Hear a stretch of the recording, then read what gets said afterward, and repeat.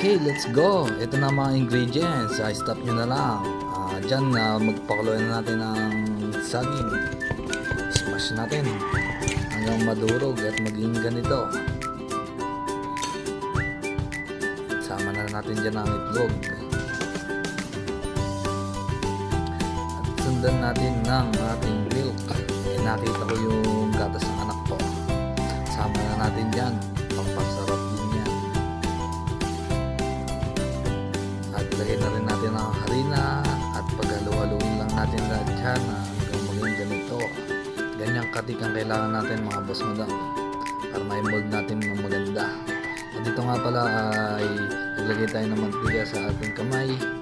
Nilagay na natin yung cheese sa gitna at pinaikot-ikot lang natin. Tsaka natin lalagyan sa breadcrumbs. Paglalagay sa breadcrumbs, ito na ang kalalabasan yan.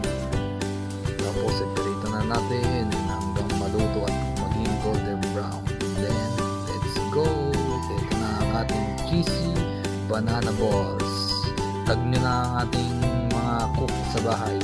Okay.